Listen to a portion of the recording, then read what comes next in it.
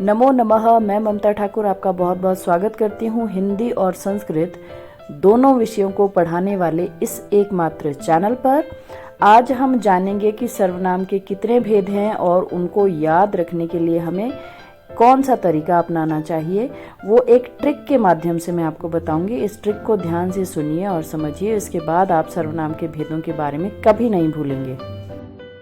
इसके लिए आपको ये वाक्य याद रखना है।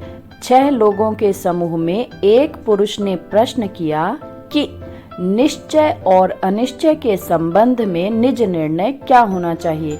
अब 6 लोग मतलब 6 भेद हैं सर्वनाम के। 6 लोगों के समूह में एक पुरुष ने प्रश्न किया। अब पुरुष मतलब पुरुषवाचक सर्वनाम, प्रश्न किया में प्रश्न मतलब प्रश्नवाचक सर्वनाम, निश्चय और अनिश्चय मतलब निश्चयवाचक सर्वनाम और अनिश्चयवाचक सर्वनाम, संबंध को रेखांकित किया है मतलब संबंधवाचक सर्वनाम, और निज निर्णय में निज को रेखांकित किया है मतलब कि निजवाचक सर्वनाम। तो यदि आपको 6 याद रहता है कि सर्वनाम के 6 भेद हैं, तो केवल आप एक पुरुष से ही इस वाक्य को याद रख सकते हैं कि एक पुरुष ने प्रश्न किया कि निश्चय और अनिश्चय के संबंध में निज निर्णय क्या होना चाहिए।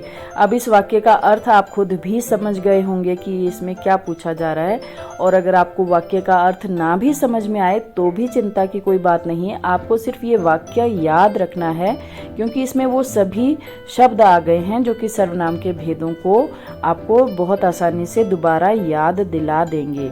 तो पुरुष, प्रश्न, निश्चय, अनिश्चय, संबंध और निज जो रेखांकित किए गए शब्द हैं, इन्हीं से सर्वनाम के 6 भेद बन जाते हैं।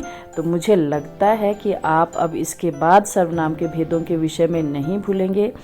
और वीडियो को अंत तक देखने के लिए आपका बहुत बहुत धन्यवाद। और इसी तरह के हिंदी और संस्कृत के रोमांचक तथ्यों को जानने के लिए मेरे चैनल से ज़रूर जुड़िएगा। जो इस चैनल पर नए आए हैं, चैनल को सब्सक्राइब ज़रूर कीजिएगा।